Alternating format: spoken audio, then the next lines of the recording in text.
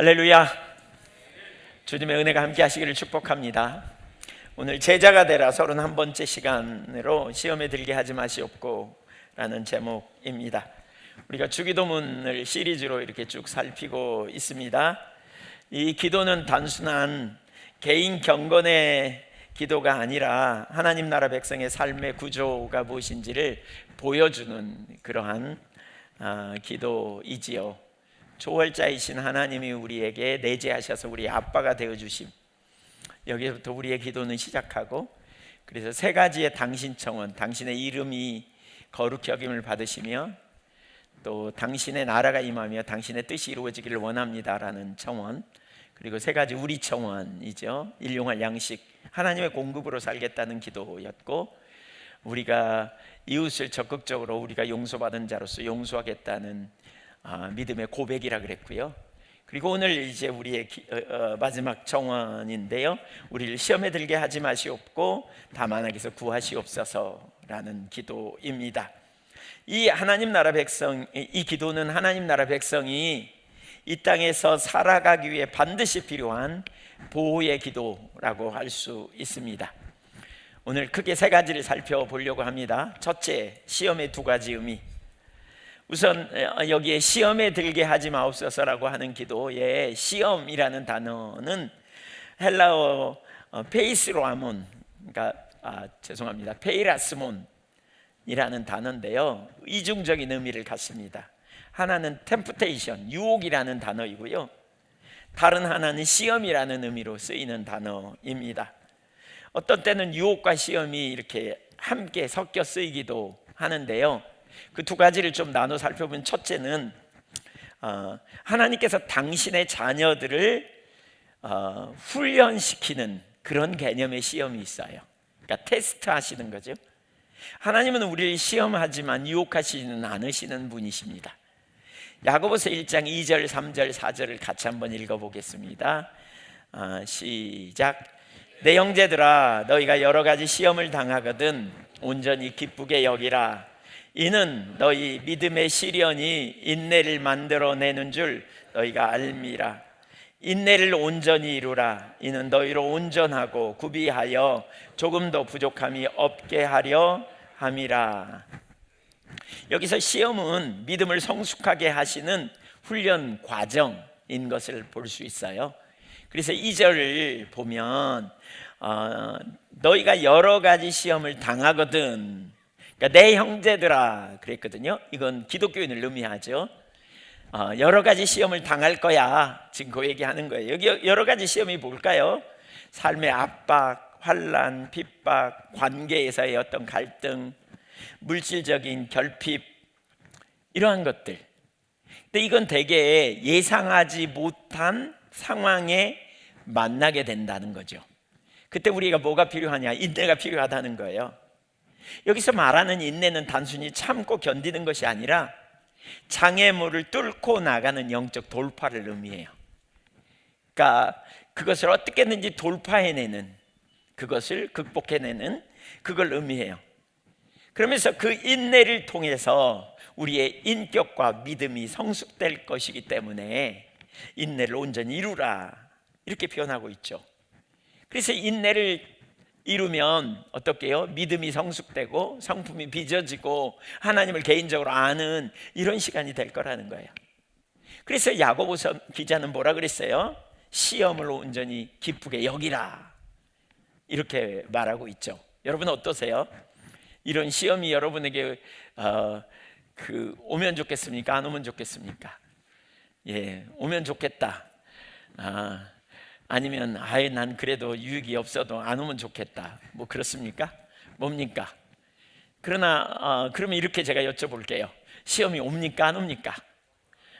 네. 뭐 그러니까 어차피 시험이 온다면 우리가 그거를 안 오면 좋겠다 말할 게 아니고요, 올 때 어떻게 대처할 것인가, 이걸 잘 배우는 겁니다. 제가 이번에 쓴 책들이 이제 이번에 쓴 책이 그거예요. 광야학교 이 부분.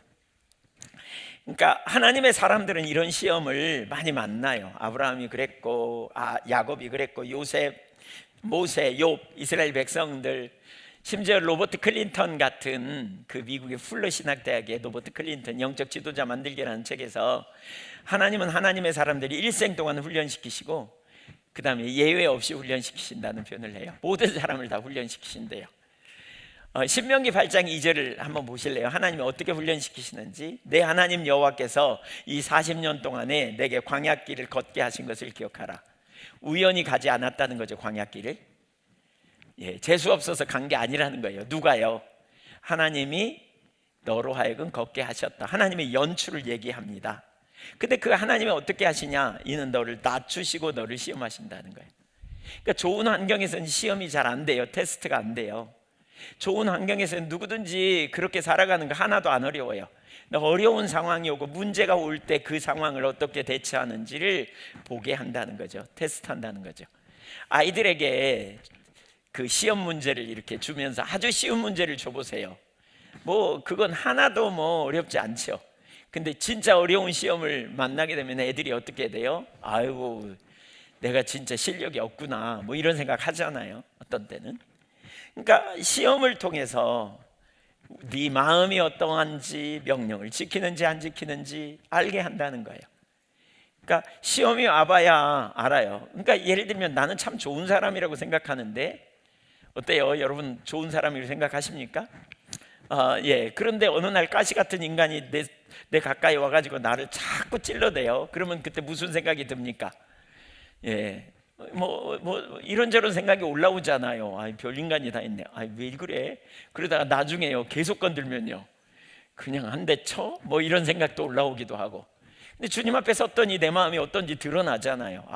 내가 변한 게 아니구나. 야, 나 심각한데? 뭐 이런 생각이 드러나는 거죠. 또 어떤 때는 내가 믿음이 좋은 줄 알았는데 어려움이 오니까 확 뒤집어지네. 뭐 이러면서 우리 자신을 이렇게 보게 되는 거죠. 시험하는 과정이 있어요. 이사야 66장 10절에 보면 하나님이 우리를 단련하시고 시험하신다 이런 표현을 하면서 뭐라 그러냐? 은을 단련함 같이 한다. 은을 어떻게 단련하는지 아시죠? 순은을 얻기 위해서 어떻게 해요? 불 속에 들어가요. 그래서 그 불 속에 집어넣으면 은이 확 풀어지죠. 혼합물이 섞여져 있는 은이 풀어진단 말이에요. 그리고 불순물은 뜨고 아니면 마침내 타버리고 순은만 남게 되는 일이 일어나는 거잖아요. 그래서 이걸 세 가지로 이해할 수 있어요. 하나는 그러니까 드러냄이에요. 드러냄은 뭐냐? 처지를 인식하게 하는 거예요.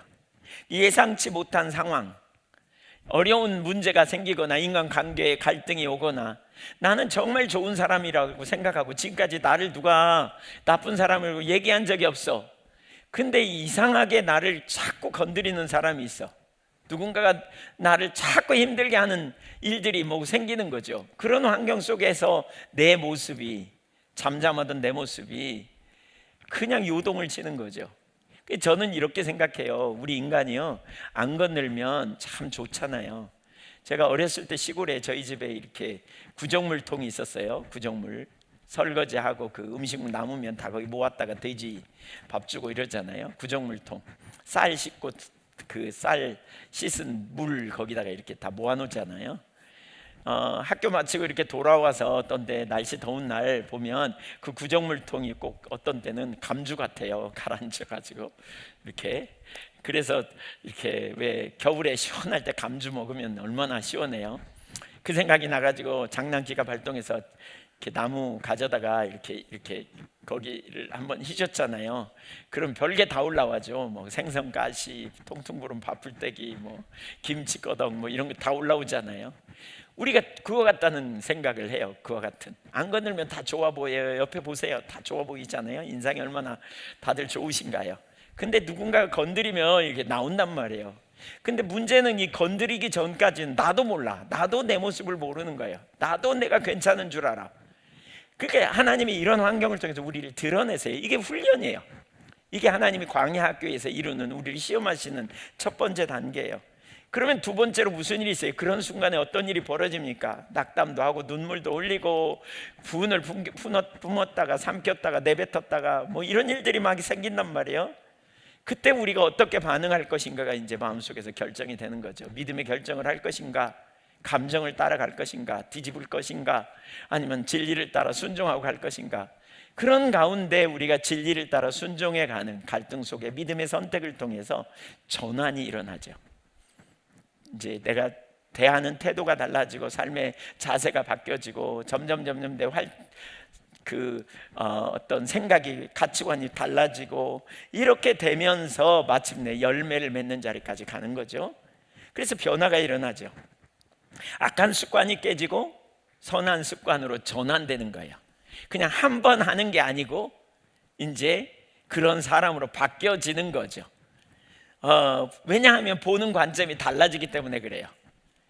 보는 관점이 달라져요. 문제를 해석하는 눈이 달라져요. 여러분 한번 생각해 보세요. 대답해 보세요. 문제가 문제입니까? 문제를 해석하는 눈이 문제입니까? 문제를 해석하는 눈이 문제입니다. 우리 그리스도인은 사실 문제가 문제라기보다는요, 그 문제를 어떻게 해석하느냐의 문제입니다.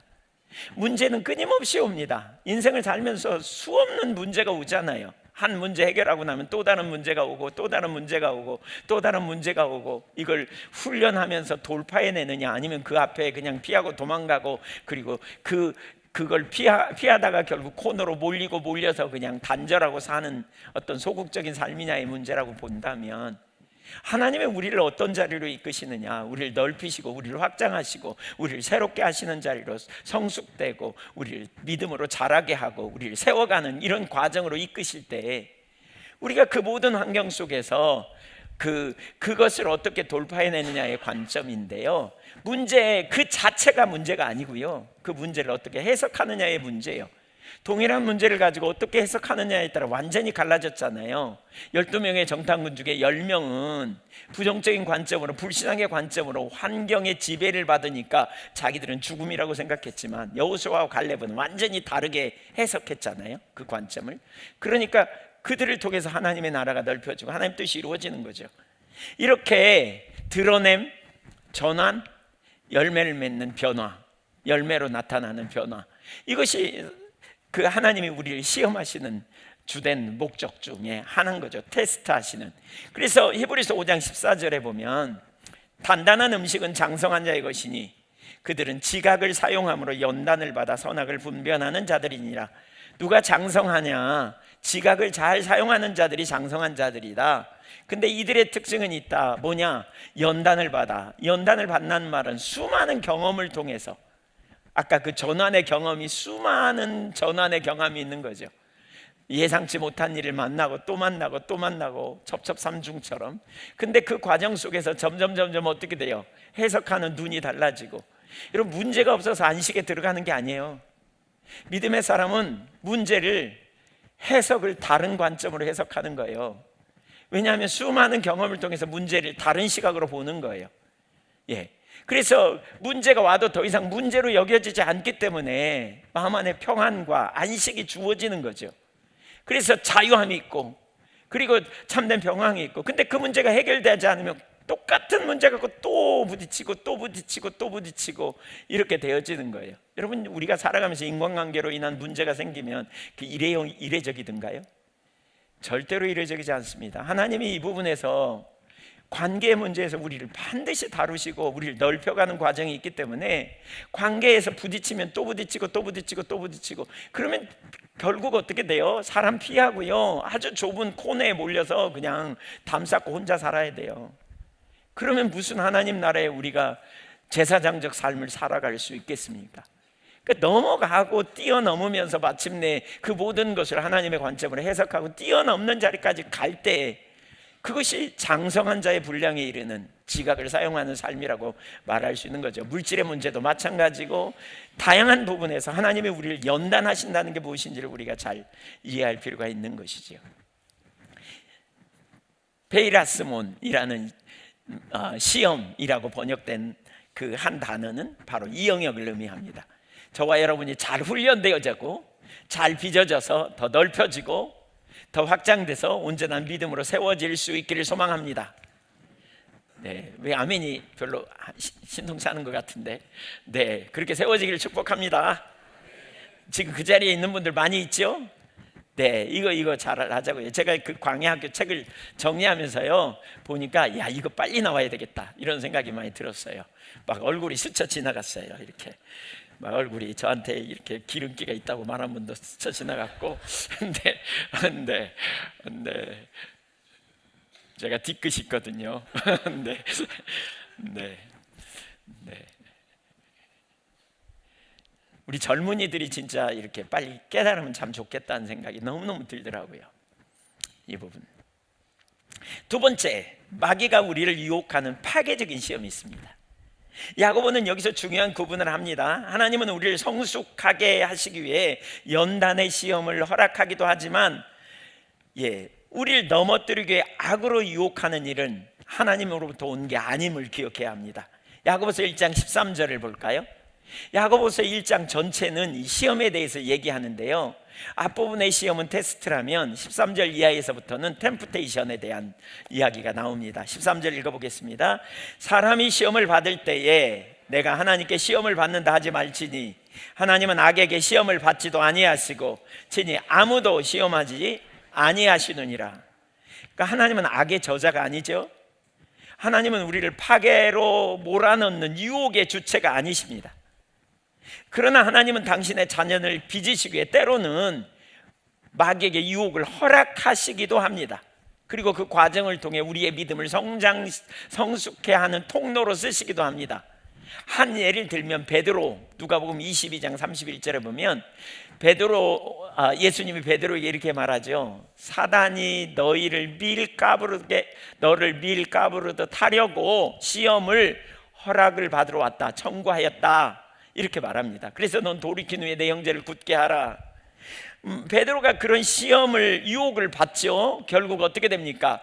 이걸 통해서 하나님은 베드로의 교만을 꺾고 형제를 굳게 하는 참 사역자로 세워지게 됩니다. 자, 그렇다면 여기서 시험하는 자가 누굽니까? 시험하는 자, 유혹하는 자가 누굽니까? 마태복음 4장 1절에 보면 그때 예수께서 성령에게 이끌려 마귀에게 시험을 받으러 광야로 가사. 그러니까 예수님이 마귀에게 시험을 받으러 성령에 이끌려 광야로 갔다, 이렇게 말하죠. 사실 예수님은 시험이 필요한 분이 아니죠. 유혹을 받아야 예수님은 백발백중 이길 걸 우리가 알아요. 그런데 왜 그러셨을까요? 예수님은 우리의 구원자시죠. 우리의 주님이세요. 근데 다른 한편으로 우리의 모든 영역에서의 우리의 모델이 되시죠. 우리의 모형이 되셔서 우리의 그 모든 상황을 능히 이길 수 있도록 도우시는 능력이 되세요. 그래서 4장 3절을 보면 이렇게 말합니다.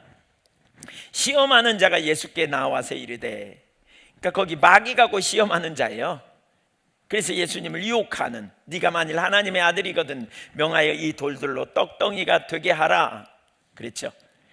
그러니까 여기 보세요.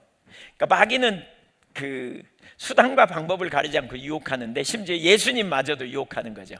근데 여기 이 장면을 가만히 생각해 보세요, 여러분. 아까 그 예수님이 광야로 가가지고요 40일간 금식했어요. 그럼 배고프지 않아요.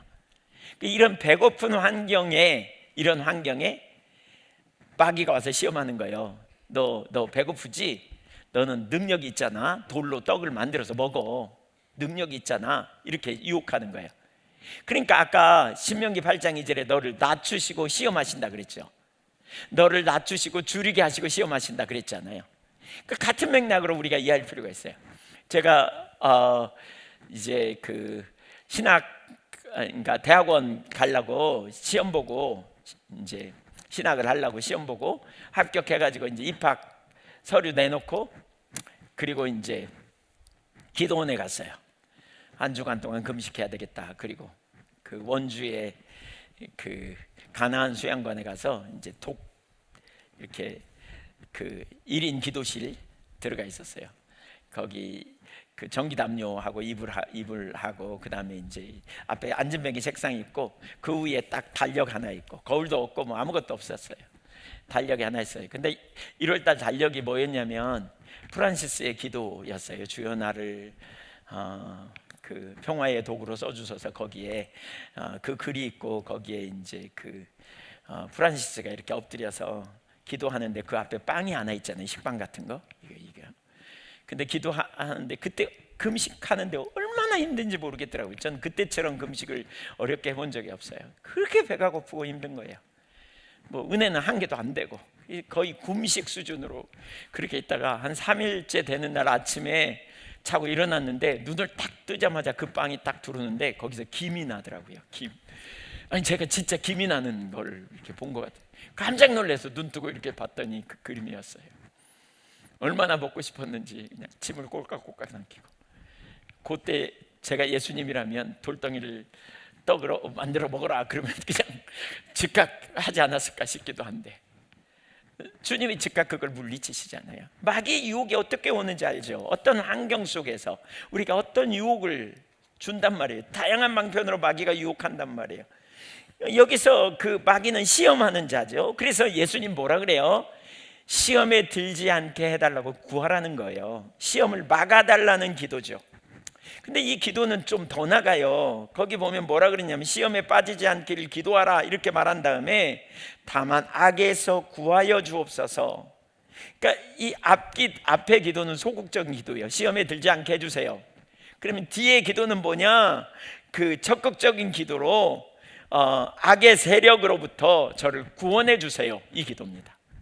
그러니까 다만이라는 말은 그 알라라는 헬라어인데요, 그것은 도리어, 그러니까 시험에 들지 않도록 막아주는 데서 그치지 말고 더 나아가 악의 세력부터 저를 구원해 주세요 라는 적극적인 기도입니다.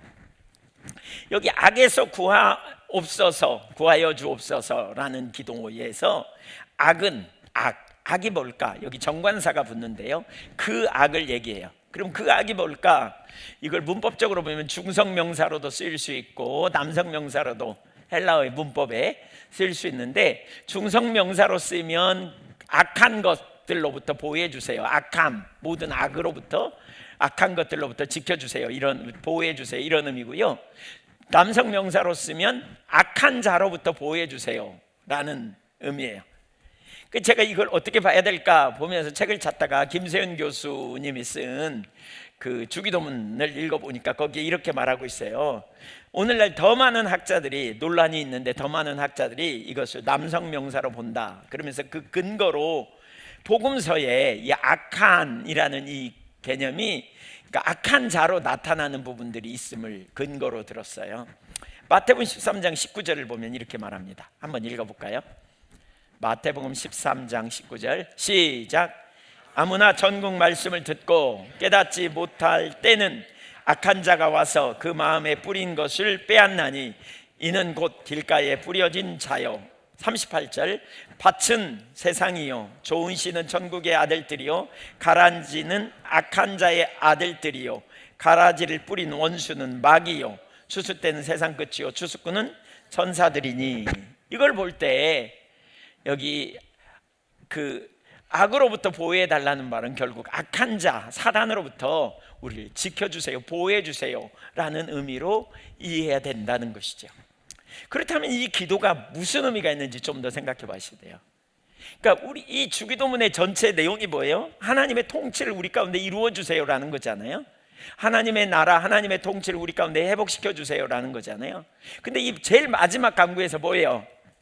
그러니까 하나님의 통치의 반대인 마귀의 통치, 사단의 통치로부터 지켜주세요 라는 기도의 내용이라는 거죠. 한마디로 말하면 우리는 하나님의 통치 가운데 있기를 원합니다 라는 구하는 기도라고 할 수 있는 거죠. 하나님의 통치의 반대 개념이 마귀의 통치이기 때문에 하나님의 통치는 우리에게 의와 생명을 주는 통치이지요. 반대로 마귀는 우리를 죄와 사단으로 통치하고, 그래서 죄를 지으면 결핍과 죽음의 대가를 주는 그런 통치를 한다는 것이지요. 우리가 창조주 하나님과 올바른 관계 안에 들어갈 때 그 하나님이 우리 아빠가 되셔서 우리를 돌보심을 경험하는, 그래서 하나님과 온전한 관계 안에 들어가는 이것을 의라고 말하거든요. 의.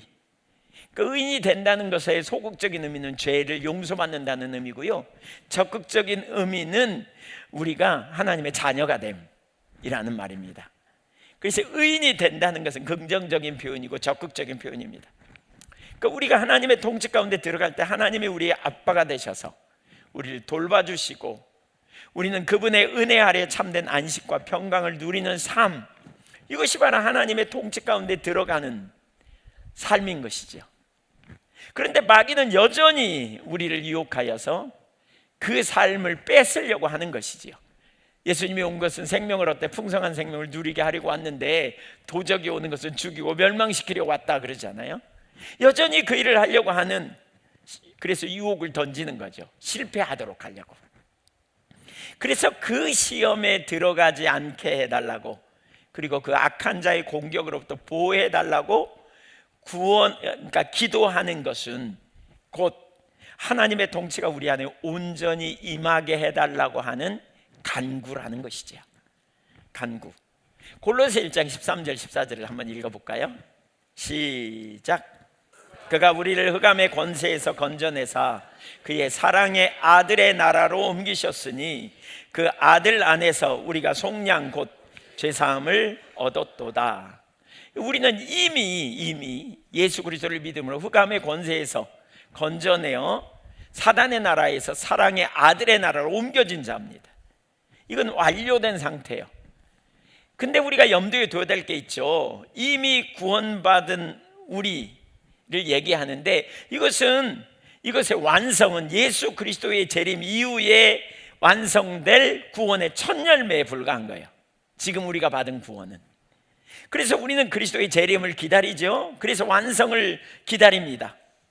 그러니까 주님이 오셔서 하나님 나라가 선포되었고 우리가 예수 그리스도를 믿음으로 하나님 나라에 들어갔지만 우리의 시민권은 하늘에 있지만 우리는 땅에 있단 말이에요. 이 땅에. 그리고 육신을 갖고 있단 말이에요. 그래서 이 땅에서 우리는 믿음으로 하나님의 길을 따라가야 되고 이 땅에서 우리는 진리를 따라가야 될 사명이 우리에게 있는 것이지요. 여기에 뭐가 있어요?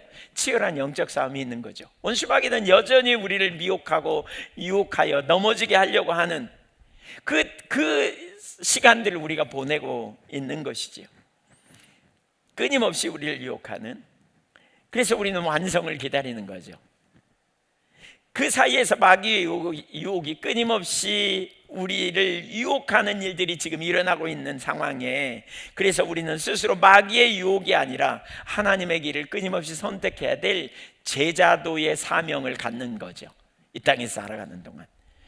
그러니까 원수 마귀가 던지는 유혹의 길, 쾌락의 길을 쫓아가는 게 아니고 우리는 하나님의 길을 따라가는 제자도의 삶을 통해서 우리는 이 땅에서 하나님 나라를 이루어가는 승리를 경험하는 그런 성도들로 주님이 우리를 세우기 원하시는 거죠. 저와 여러분이 믿음 안에서 제자로서 승리하기를 소망합니다. 두 번째, 이 기도가 가르치는 두 가지 중요한 원리가 있습니다. 지금 이 기도가 가르치는, 우리를 시험에 들게 하지 마옵시고 다만 악에서 구하시옵소서. 이 기도가 두 가지를 놓쳐서는 안 될 중요한 진리. 첫째는 뭐냐면 육신이 연약한 자요, 우리는 육신이 연약한 자요, 주님의 은혜가 필요한 자임을 분명히 인식해야 한다는 거예요. 우리 안에 능력이 있지 않다는 것을 주님이 가르치시지요. 그래서 우리는 겸손해야 합니다. 왜 이 기도를 주님이 주셨겠어요? 네 힘으로 안 돼, 네 능력으로 안 돼, 그래서 은혜가 필요한 거야. 이걸 가르치는 거죠. 그러니까 우리 안에 답이 있다면, 사실 우리 안에 능력이 있다면 우리 힘으로 잘 살면 돼요. 근데 우리 힘으로 안 되는 거예요. 여러분, 복음이 가르치는 게 뭐예요? 예수님이 오셨어요. 우리 힘으로 안 되기 때문에 하나님의 아들이 오신 거 아니에요? 그래서 우리는 예수를 믿고 구원받아 영원한 생명에 이르르죠. 근데 우리가 끝까지 기억해야 될 게 있어요. 많은 사람들이 혼돈하는 것 중에 하나가 이거예요. 잘 들으세요. 중요한 얘기입니다. 어떤 사람들은 예수 믿고 은혜 받고 뭐가 좀 훈련되고 준비되면요, 그 다음부터 차원이 다른 삶을 살 줄 알아요. 좀 괜찮은 삶을 살 거라고 기대해요. 근데 어느 날 자기가 나름대로 잘 살고 있는데 어느 날 뚜껑을 열어보니까 한 개도 안 돼 있는 것 같아. 어느 날 이런 시험을 통해서 자신을 드러내는 하나님 앞에 노출된 모습을 보니까 나는 한 개도 성장 안 된 것 같고 나는 여전히 실패한 상태를 보이고 있고 내 속에는 여전히 세상적인 욕망이 꿈틀거리고 거기에 내가 유혹당해서 넘어가고 있고 난 뭔 줄 알았어, 뭐 좀 된 줄 알았더니 한 개도 안 돼 있어. 그러면 뒤집어지죠. 내가 뭐야 이거. 여러분, 우리가 훈련받고 뭐 좀 잘 준비되고 뭔가 좀 배우고 뭐 은혜 체험 좀 하면 뭐가 된 줄 알죠? 안 그래요. 우리는 원래 피조물이에요. 원래 우리가 뭔가 되는 건 주님의 은혜로만 가능해요. 그래서 예수님이 뭐라 그랬어요? 너희는 가지야. 너희는 가지야. 너희가 내 안에 있지 않으면 너희는 열매를 맺을 수 없어. 가지가 포도나무에 붙어 있어야 열매를 맺어. 가지 스스로의 능력이 없어. 어디서부터 와야 돼요? 뿌리로부터 올라와야 돼. 올라와야 돼. 베드로가 그거 아니겠어요? 이쯤 훈련 받았으면 내가 뭐 좀 된 줄 알았어요. 그런데 예수님 3번이나 부인해버리니까 그냥 물고기나 잡으러 가야 되겠다, 그리고 그냥 죄책감에 빠져 사명이고 뭐고 던져버리고 가잖아요. 그때 예수님 3년 동안 따라다닌 베드로가 여전히 누가복음 5장에 처음 부름받을 때나 요한복음 21장에 그 오랜 후의 사건이나 똑같잖아요. 여전히 빈배였거든요. 아니 3년 훈련받아서 뭐 좀 된 줄 돼야잖아요. 근데 그 능력도 경험하고 그 말씀도 직접 배우고, 근데 한 개도 안 돼 있는 거죠. 왜요? 여러분, 그게 인간이에요. 그게 우리예요. 그 정체성을 뭐라 그래요? 피조물이에요. 우리는 피조물이에요. 훈련받으면 피조물이 뭐 좀 나아지는 창조물 비슷하게 닮아간 뭐 그런 사람쯤 되는 줄 알았는데 그게 아니에요. 우리는 원래 선함이 없는 자고, 우리는 원래 피조물이고, 우리는 원래 연약한 자예요.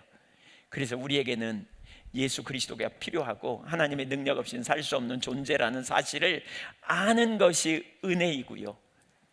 그래서 성숙됐다는 건 뭘 아는 거예요? 나는 연약한 존재라는 걸 아는 거예요. 성숙된다라면 뭐예요? 그래서 교만하지 않아요.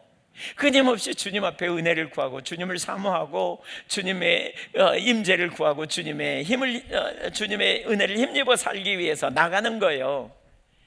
이게 오늘 진짜 많은 사람들이 이런 혼돈에 빠져요. 끝까지 겸손할 수 있는 비결은요, 끝까지 나는 주님 은혜 없이는 안 되는 존재라는 사실을 인식하는 거예요. 끝까지 그 자리에 서기를 축복합니다. 그래서 겸손한 사람은 이런 기도를 해요. 겟세마네 동산에서 주님이 기도한 내용을 보세요. 마태복음 26장 39절에 내 아버지 할만하시거든 이 잔을 내게서 지나가게 하옵소서. 그러나 나의 원대로 마시옵고 아버지의 원대로 하옵소서. 예수님은 철저히 하나님을 의존합니다. 그리고 제자들에게 이렇게 말씀하십니다. 시험에 들지 않게 깨어있어 기도하라. 네 힘으로 안 돼. 네 마음은 원이지만 육신이 약해. 넌 연약한 존재야. 왜 그걸 몰라? 라고 말하는 거죠. 예수님은 시험이 없게 해달라고 기도하신 것이 아닙니다. 시험 앞에서 무너지지 않게 해달라고 기도하셨습니다. 그래서 진짜 성숙한 사람은, 진짜로 성숙한 사람은 겸손할 수밖에 없습니다. 그 겸손이 뭡니까? 계속 하나님을 의존하는 상태, 계속 포도나무신 주님께 붙어있는 상태입니다. 모세가 이런 고백을 하잖아요. 하나님은 생명이라고. 신명기 30장 20절에 그가 너의 생명이라고. 신명기 30장 19절 20절에 그분이, 하나님이 너의 생명이라고 모세 자신이 체험적인 고백입니다. 하나님이 생명이라고. 그러면서 20절에 뭐라 그랬어요? 그를 사랑하고 그의 말씀을 청종하고 그를 의지하라. 여기 의지하라는 말이 뭐냐면 다바크예요. 다바크. 척 들러붙어라, 그 말입니다. 하나님이 생명이니까 척 들러붙어 살아야 된다는 거예요. 뭐 하나님과 좀 떨어져 살아도 괜찮아, 나는 하나님 없어도 괜찮아, 이거 다 헛된 거라는 거죠. 주님 없이는 아무것도 할 수 없는 존재야. 이걸 알면 알수록 더 주님을 찾고 주님을 의지하고 주님을 신뢰하고 나가는 거죠. 내가 과거에 수많은 경험을 했고 내가 수많은 헌신을 했고 내가 수많은 지식을 가졌다 할지라도 주님과 관계가 분리되는 순간에 이건 다 이론이고 이건 다 옛 이야기일 뿐입니다. 우리는 매일매일 더 겸손함으로 서는, 더 겸손함으로 나가는. 그럼 뭐예요? 결국 내 안에 답이 없어요. 누가 칭찬해도 이건 은혜였어요. 그래서 어제 어마어마한 은혜를 받았어도 나는 오늘 새롭게 은혜가 필요해요. 지금 또 나는 다시 은혜가 필요한 존재예요. 그러니까 항상 어떻게 해요? 시험에 들게 하지 마시고 악에서 구하여 주십시오. 어제 승리했어도 오늘 이 기도가 필요한 거죠. 하나님 은혜를 부어달라고 구하는 거죠. 다인 역시 같은 기도를 드렸습니다. 내 마음이 악한 일에 기울어지지 아니하게 하시며 죄악을 행하는 자들과 함께 악을 행하지 아니하게 해달라고 기도했습니다. 다윗은 상황을 두려워하지 않았습니다. 자기 마음에 시험에 기울어질 가능성을 두려워했던 것입니다. 그래서 그는 하나님, 저를 지켜주십시오. 제 마음을 지켜주십시오. 이게 겸손한 자의 기도입니다. 겸손한 자의 기도. 반대로 그렇지 못한 자의 기도도 있어요. 누굽니까? 베드로는 이렇게 기도했습니다. 말했습니다. 다 주를 버릴지라도 나는 결코 버리지 않겠습니다. 이 말은 매우 믿음 있는 사람의 말처럼 들리지요? 사실은 자기를 과신한 교만한 자의 고백이었습니다. 그는 시험에 들지 않게 해달라고 기도하지 않았습니다. 그 결과 그는 여자 하인의, 어린 하인의 말에 3번이나 예수님을 부인해버립니다. 그 자신 안에 아무런 능력도 없다는 것을 그는 금방 인식하게 됩니다. 성경은 분명히 말합니다. 시험을 피하는 길은 자기 확신이 아니라 하나님을 의존하는 길이라고. 그러므로 우리를 시험에 들게 하지 마시옵소서 라는 이 기도는 하나님을 신뢰하는 자의 겸손한 확신 있는 믿음의 담대한 고백이라고 말할 수 있습니다. 주님, 저는 저 자신을 믿지 않습니다. 그러나 저는 주님을 믿습니다. 주님, 저는 저 자신의 큰 소리 치지 않겠습니다. 왜냐하면 저 자신이 아무리 큰 소리 쳐도 제게 능력이 없음을 주님은 아시기 때문입니다. 베드로가 이런 고백을 했죠. 요한의 아들 시몬아, 너 나 사랑하냐 3번이나 물으니까 마지막 순간에 뭐라 그랬어요? 주님이 다 아십니다. 제가 어떤 존재인지. 제가 주님을 사랑하지만 어떤 순간 어떻게 될지 모릅니다. 그래서 저는 주님의 은혜가 필요합니다. 우리 그런 찬양 있죠. 주님, 난 넘어집니다. 뭐죠? 그 다음에 오늘 또 실수합니다. 후렴 어떻게 불러요? 한없는 주님의 은혜. 이 찬양 있잖아요. 그게 그런 의미예요. 내가 넘어지고입니다. 난 실수합니다. 난 깨집니다. 그래서 하나님, 당신의 은혜가 내게 필요합니다. 그래서 당신의 보호가 필요합니다. 당신의 구원이 내게 필요합니다. 악으로부터 저를 보호해 주십시오. 치열한 영적 전쟁에서 저를 지켜주십시오. 우리 중에 누가 장담할 수 있겠습니까? 없습니다. 그건 교만입니다. 그것은 하나님과의 관계를 단절하는 것이고, 그것은 열매를 맺을 수 없는 삶인 것을 우리는 명심해야 합니다. 제 안에 답이 없습니다. 그래서 저는 주님이 필요합니다. 이것이 바로 제자의 삶의 가장 기본적인 삶의 태도입니다. 저와 여러분이 이 삶에 굳건하게 설 수 있기를 간절히 소망합니다. 아무것도 없어도 낙심하지 않습니다. 왜? 우리 주님이 우리의 생명이시고 길이 되시고 진리가 되시니까요. 이런 사람은 담대합니다. 우겨쌈을 당해도 쌓이지 않고 답답한 일이 낙심하지 않습니다. 왜? 주님이 나의 능력이 되시니까. 두 번째, 이 기도를 통해서 우리가 배워야 될 중요한 진리가 있습니다. 영적 싸움이 있다는 사실입니다. 영적 싸움이 있다는 사실을 기억해야 합니다. 주님이 왜 마지막 청원을 가르치면서 다만 악에서 구하옵소서 이 기도를 가르치셨을까요? 시험에 들게 하지 말게 해달라고, 그리고 이 악에서 구하여 달라고 기도하라고 가르쳤을까요? 우리의 삶이 영적 전쟁 한복판에 있음을 전제하는 것입니다. 우리는 문제를 늘 사람 탓, 환경 탓으로만 해석하려 하지만 성경은 그 배후에 보이지 않는 대적의 역사가 있음을 분명하게 말합니다. 에베소서 6장 11절 12절을 우리가 읽어보죠. 마귀의 관계를 능히 대적하기 위하여 하나님의 전신갑주를 입으라. 우리의 씨름은 혈과 육을 상대하는 것이 아니요 통치자들과 권세들과 이 어둠의 세상 주관자들과 하늘에 있는 악의 영들을 상대함이라. 누구를 상대한다고요? 하늘에 있는 악의 영, 악한 영을 우리가 상대하는 거예요. 악한 영들과의 싸움이라는 거죠. 악한 영들과의 치열한 영적 전쟁 있음을 말하는 겁니다. 치열한 영적 전쟁. 그 밑에 여기서 좀 세부적으로 좀 살펴볼 텐데, 첫째, 작은 첫째, 유혹이 들어오는 통로가 내 안의 욕심입니다. 그러니까 영적 전쟁이 있다 그러면 우리는 밖을 생각합니다. 마귀가 나에게 공격한다고? 그래서 우리가 밖을 생각하기가 쉽습니다. 그런데요, 사실 그 중심은 우리 안에 있습니다. 그러니까 여러분, 우리가 세상에 살면서 바이러스가 많이 있잖아요. 나쁜 바이러스가, 그렇죠? 바이러스가 되게 많아요. 네, 그 온갖 바이러스들이 되게 많죠.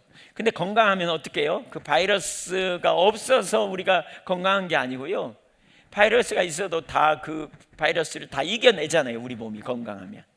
근데 건강하지 못하면 그 바이러스 때문에 우리가 문제가 생기잖아요.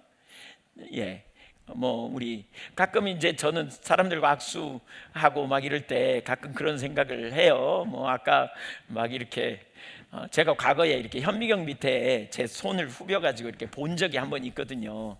그러고 나서 이렇게 그 우리 손톱 밑에 이렇게 이 벌레가 있고 이렇게 그 병균이 있다는 걸 이렇게 이해한 다음에 제가 은연중에 좀 그런 게 좀 생긴 것 같아요. 이렇게 그래가지고 이렇게 어떤 경우에는 사람들이 아까 막 땀도 이렇게 닦던데 막 가렵다고 막 긁던데 또 심하면 이렇게 하던데, 그런 악수하자 그러면 그 손 갖고 악수해요. 그럼 악수하면서도 좀 찝찝하죠. 또 네, 우리 손이 깨끗한가요? 이거 뭐 안 보이면 괜찮아. 그래서 이렇게 떡도 손으로 집어먹고 또 하기도 하잖아요. 이거. 네, 네. 그 마틴 노이저스 목사님 책에 보면 그분은 의사였거든요. 그래서 그분은 항상 악수하고 나면 가서 손 닦았대요. 목회자니까 악수 많이 하는데 항상 손 닦았대요. 음식 먹기 전에 항상 손 닦. 오늘 점심시간 전에 화장실 많이 들릴 것 같은데, 네, 어쨌든 네. 그럼에도 불구하고 우리 내면이 건강하면 이겨내잖아요. 야고보서 1장 14절 15절을 볼까요? 문제의 원인이 어디 있는지 시작. 오직 각 사람이 시험을 받는 것은 자기 욕심에 끌려 미혹됨이니 욕심이 잉태한 즉 죄를 낳고 죄가 장성한 즉 사망을 낳느니라. 야고보는 유혹의 근본 원인은 자기 안에 육체의 소욕에 끌려 미혹당하는 것이다, 이렇게 표현하죠. 그래서 여기에 이 단어에 끌려와 미혹됨, 이 두 단어는 헬라어의 이 두 단어는 사냥이나 낚시에 해당되는 단어라 그래요.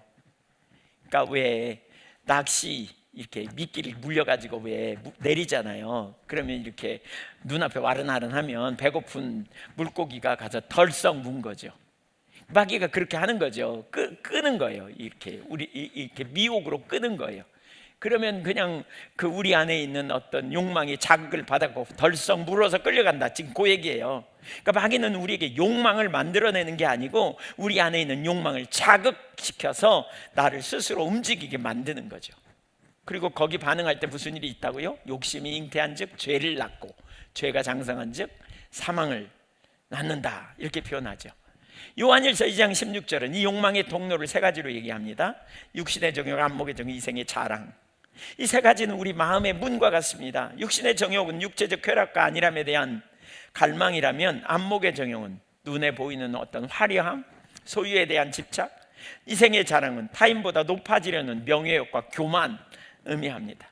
이분이 우리 안에 있단 말이에요. 이건 모든 사람들에게 다 가지고 있기 때문에 대적은 그 문을 두드려요. 예, 믿음이 있는 곳으로 안 와.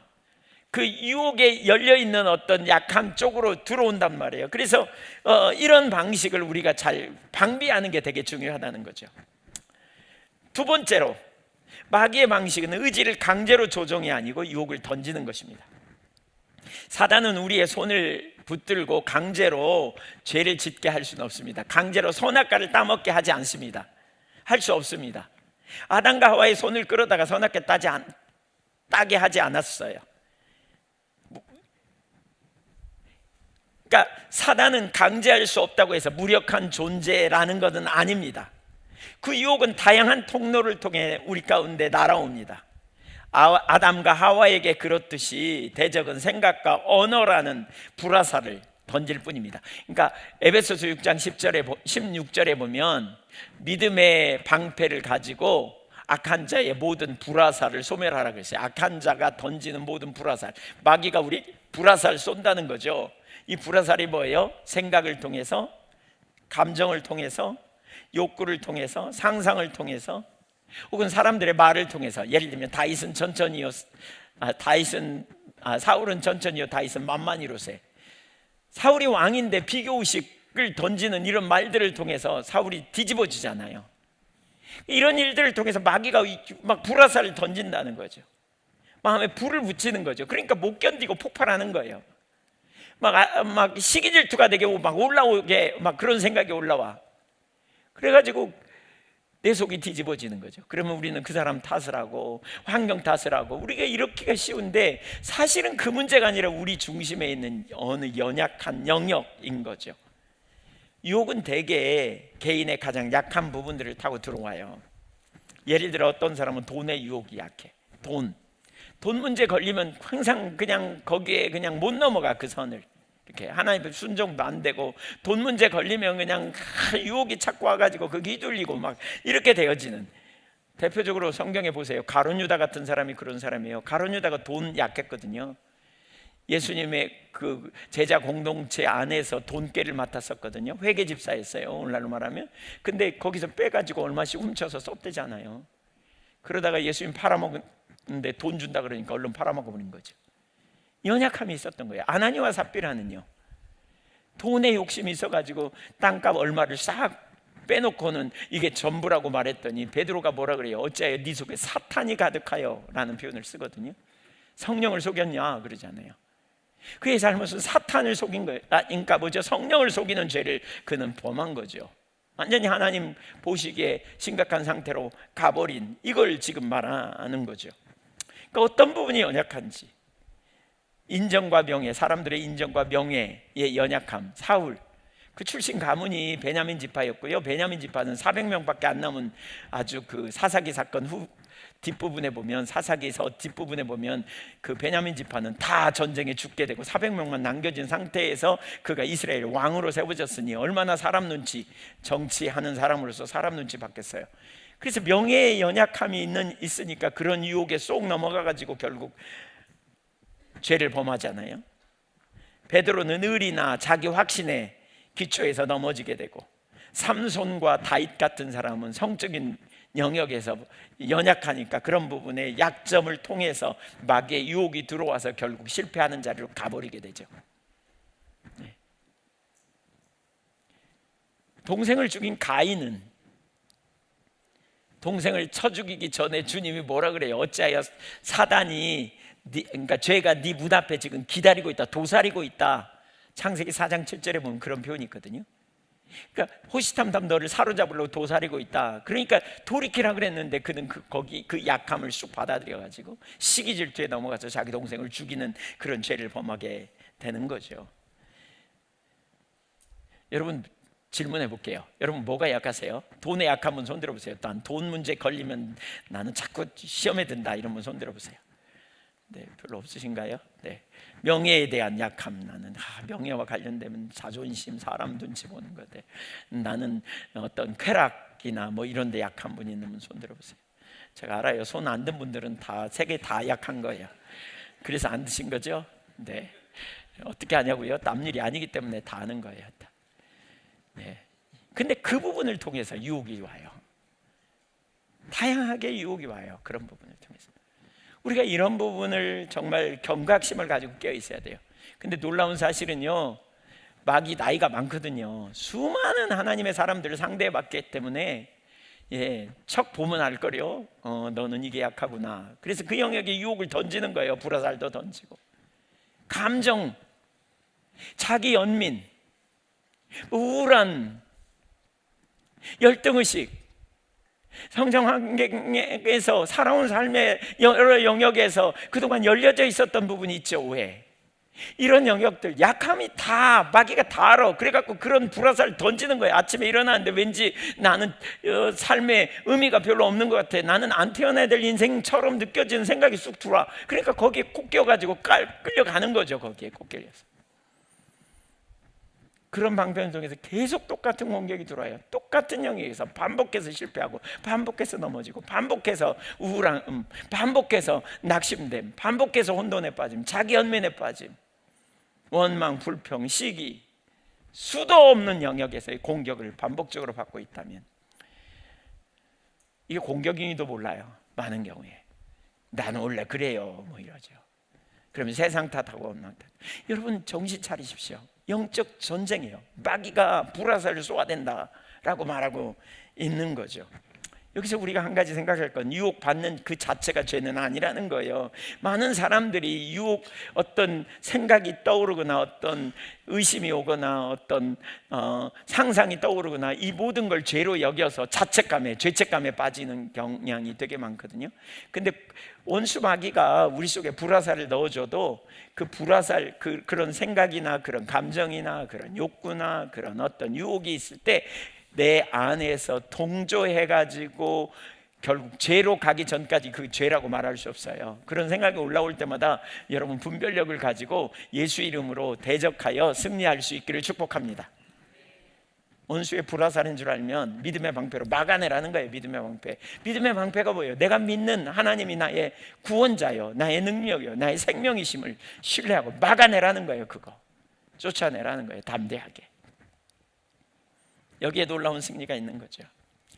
세 번째, 우리가 악한 자, 큰 세 번째, 우리가 악한 자 마귀의 유혹에 빠지지 않게 어떻게 하는가? 두 가지를 나눕니다. 첫째, 복음에 신실하게 순종하면 됩니다. 복음의 기초에서 서는 겁니다. 영적 전쟁을 제일 잘 가르치는 곳이 에베소서 6장이거든요. 아까 11절 12절 보았죠. 근데 여기에서 가장 중요한 개념이 뭐냐면 서는 거예요. 서는 거. 따라서 보세요. 서는 것. 예.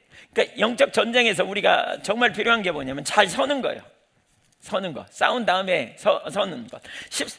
13절부터 17절까지 읽어보겠습니다. 거기 영적 전쟁을 어떻게 해야 되는지를 잘 가르치고 있습니다. 13절부터 시작.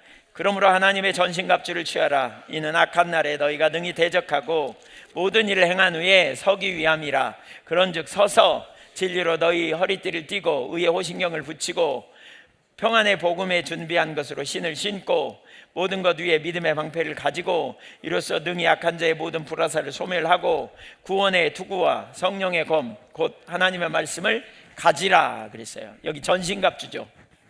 사탄의 나라와 공격과 싸워 이기는 비결은 전신갑주를 입는 거예요. 전신갑주가 뭔지 아시겠죠? 진리의 허리띠를 띠는 거고요. 그 다음에 의의 흉배를 붙이는 거예요. 흉배 가슴에 붙이는 거. 그 다음에 평안의 복음의 신발을 신는 거예요. 이거 다 전쟁에 필요한 기본적인 도구 아니겠어요? 그 다음에 구원의 투구예요. 머리를 보호하는. 그 다음에 믿음의 방패를 한 손에 들고 성령의 검을 가지고 싸워 이겨라는 거예요. 진리의 허리띠, 의의 흉배, 평안의 복음의 신발, 구원의 투구, 믿음의 방패, 성령의 검. 아셨죠? 자, 근데 이때 전신갑주는요 기술을 말하는 게 아니에요. 전쟁에 이기는 기술이 아니에요. 복음을 현실에 적용하고 서는 것을 말해요. 바꿔 하나님의 전신갑주는 곧 복음을 얘기해요. 복음을 내 삶에 적용하여 서는 거예요. 복음을. 여기서 핵심 단어는 서라는 단어인데 흔들려도 자리를 지키는 견고함. 결국 복음의 기초에서 견고하게 뚝 서는 거예요. 진리로 허리띠를 띠라는 말은 뭐예요? 진리로 너의 삶을 정렬하라, 다시 재정렬해라 라는 의미입니다. 원수 마귀는 속이는 전문가이니까 진리로 정리하면 네 삶에 그 원수가 너를 공격할 수 없을 거라는 거예요. 여러분 진리로 여러분의 삶을 정렬하시기를 축복합니다. 두 번째, 의의 흉배는 두 가지를 의미합니다. 의의 흉배는 가슴에 붙이는 패인데 이거 뭐예요? 의의 흉배라는 거예요. 하나는 두 가지를 얘기한다. 하나는 그리스도 안에서 우리는 의롭게 된 자예요. 우리는 믿음으로 의롭게 된 자이다. 나는 믿음으로 의롭게 된 자이다. 이미 나는 의롭게 된 자이다. 나는 하나님 앞에서 의롭다함을 받은 자이다. 이것은 우리를 보호하는 거죠. 원수의 참소. 너 같은 것이 무슨, 내가 너를 보니까 넌 정말 형편없는 존재야. 마귀는 막 이런 참소를 우리 속에 던집니다. 그런데 나는 그리스도 안에서 의롭다함을 받았다. 나는 내 행위가 아니다. 예수 그리스도의 공로로 의롭다함을 얻은 자이다. 의의 흉배를 든든하게 채우시기를 바랍니다. 그리고 또 다른 한 부분은 이 의의 흉배는 우리 가슴 안에서 의의가 무엇인가를 자꾸 생각하고 행동하는 겁니다. 의의가 무엇인지, 옳은 길이 뭔지, 주의 길이 뭔지 이것을 생각하고 나아가는 것입니다. 세 번째, 평안의 복음이 준비한 것으로 신을 신고 복음이 주는 평안 위에 굳게 서라, 이 말입니다. 복음 안에서 나는 하나님의 자녀이고 나는 구원받은 자이고 나는 주님의 은혜 없이는 살 수 없는 존재이고, 그래서 매일매일 주님 안에서 주님과 함께 동행하는 자, 이것이 우리의 정체성이죠. 신발은 정체성을 의미해요. 불안과 조급함이 몰려올 때 지름길을 가려는 유혹을 버리고 복음의 평안은 우리를 미끄러지 않게 붙들어 주시고 어디서든 주님의 길을 선택할 준비된 걸음을 걷게 해주심을 우리는 신뢰하고 나가는 것이지요. 그리고 그 평안 위에서 필요할 때 우리는 평안의 복음을 담대히 증거하고 전할 준비를 하는 것. 네 번째, 모든 것 위에 믿음의 방패를 들어 날아오는 불화살 소멸하라 그랬어요. 믿음의 방패를 들어요. 믿음의 방패, 내가 믿음의 방패를 매번 드는 거예요. 여기 믿는 방패가 아니고 믿음의 방패예요. 우리가 순간순간 믿음, 내가 믿고 있는 바를 적용하는 거예요. 뭐가 올 때? 불화살이 올 때, 공격이 올 때. 믿음의 세 가지 근거를 제가 맨날 얘기했습니다. 뭐예요? 첫째 뭐라고요? 믿음의 근거, 하나님의 성품. 두 번째, 하나님의 약속. 세 번째, 하나님이 이전까지 내 삶에 베푸신 은혜, 행하심. 이게 우리의 믿음의 근거예요. 오늘 믿음의 근거예요. 어제까지 베푸신 모든 은혜, 그것이 오늘 나에게 믿음의 근거가 되는 거예요. 이거에 기초해서 원수가 우리에게 던지는 불화살, 회방, 영향력을 매번 내밀어서 끊어내는 거죠. 예, 하나님의 성품과 약속과 행하심에 근거하여 불화살, 생각, 의심, 유혹, 쓸데없는 생각, 잘못된 생각을 통한 감정 그냥 두지 말고 막아내는 거죠. 내가 믿는 것을 입으로 선포하면서 나는 하나님의 자녀인 것을 믿노라. 하나님이 나를 보호하실 걸 내가 믿노라. 내 삶에 하나님 안에서 가장 완전한 좋은 길이 남아있음을 나는 믿노라. 믿으십니까? 네, 끝났다, 절망이다. 여러분, 그거 아니에요. 절망 아니에요. 요한복음 2장에 가나의 혼인잔치에서 우리 그거 보잖아요. 어떻게 됐습니까? 예, 인간이 준비한 모든 그 포도주가 떨어졌습니다. 끝장이라고 생각했습니다. 근데 거기 예수님이 오셨고 계셨고 예수님이 물로 포도주를 만들어서 가장 좋은 포도주가 있었잖아요. 여러분, 우리 인생의 절망의 그 다음 순간에 우리 주님이 함께 계시면 가장 좋은 것이 우리 인생에 남아 있습니다. 우리 주님 안에서 하는 믿음의 사람의 고백인 것이지요. 다섯 번째, 구원의 투구를 쓰라고 합니다. 마귀는 사고의 영역을 공격합니다. 실패자, 소망 없음, 불안, 두려움, 낭망, 우리의 사고의 영역을 잘못 우리가 방비하지 못하면요, 원수마귀가 우리의 사고의 영역에 불안, 두려움, 초조함, 우울함, 낭망함, 이런 생각들을 막 물밀듯이 밀어넣어줍니다. 그러면 그것들이 점령하면 어떻게 돼요? 하나님과 우리와의 관계가 완전히 단절됩니다. 우리는 그때부터 우리는 그에 따라서 행동하고 수동적으로 반응하고 우리 인생이 소망이 없어 보이고 우리는 자기 연민에 빠지기도 하고 낭망하는 자로 가버립니다. 그래서 차단하라는 거예요. 나의 방패와 상급과 소망이 하나님이시다. 하나님을 믿음으로 신뢰의 정죄를 차단하고 일어나야 합니다. 성령의 검, 뭡니까? 말씀입니다. 이건 공격무기입니다. 주님께서 광야에서 마귀에게 시험을 받으실 때 기록되었으되 라고 말씀하시면서 구약 성경 말씀으로 마귀의 유혹을 이기셨습니다. 시편 119편 11절에 시편 기자는 내가 주께 범죄하지 아니하려 하여 주의 말씀을 내 마음에 두었나이다. 항상 말씀을 가까이 하는 사람, 영적 전쟁을 복음의 진리에 굳건히 서서 구원의 확신 가운데 서서 진리를 실천하고 의를 행하고 전도를 열심히 해가는 것이 영적 전쟁이라는 것입니다. 저와 여러분이 영적 전쟁에도 능히 승리할 수 있기를 소망합니다. 영적 전쟁이 있음을 인식해야 돼요. 여러분 가까운 우리 영적 전쟁이 있는데 영적 전쟁의 그 원수의 공격을 받은지도 몰라요. 우리도 모르는 순간에 내가 왜 짜증나고 내가 왜 이렇게 낙심되고 내가 이렇게 혼돈에 빠지고 내가 왜 이렇게 절망스럽지, 내가 기쁨도 하나도 없고 내가 왜 이렇게 두려움도 있고 코가 싹 빠지고 짜증이 막 나고 공격인지도 몰라. 어떤 때는 여러분 옆에 사람이 그러고 있잖아요. 그러면 공격인가 보다 이렇게 생각하면서 편이 돼주세요. 편. 그때 가가지고 그럴 땐 이렇게 하지, 그러다가 아군한테 총 맞아요. 예. 그때 그런 말 하면 안 돼. 편히 대줘야 돼. 그냥 편히, 그냥 기다려주고 중보하면서 사랑하고 섬기고. 사실 우리가 연약한 존재란 말이에요. 우리 모두가 본인이 인식도 못할 때가 되게 많아요. 저도 개인적으로 그런 경험 되게 많이 해요. 예. 어떤 데 그런 자리에 있어요. 근데 옆에 있는 사람이 따뜻한 말, 위로의 말을 해줄 때 그게 소망, 그리고 믿음의 말을 할 때 그냥 이렇게 해야지가 아니라 본인이 믿음의 고백을 하면 들으면서 그냥 믿음은 들음에서 나잖아요. 그러니까 그러면서 믿음이 회복되는 경험을 하잖아요. 이런 게 필요해요. 할 수 있는 대로 믿음의 말을 해야 돼요. 우리는 그냥 가르치려고 하지 말고 그냥 믿음의 말을 본인이 하는 거예요. 본인이 사는 거예요. 그렇게 행동하고 그리고 함께 하는 거, 이게 필요해요. 옆에 분 한번 축복하실래요? 잘해봅시다. 이렇게. 결론입니다. 영적으로 깨어 있어야 합니다. 깨어 있어야 합니다. 우리 인간이 너무나 연약한 존재이기 때문에 하나님 도움 없이는 결코 마귀의 유혹으로부터 승리할 수 없다. 이것이 예수님이 이 기도를 우리에게 가르치신 이유입니다.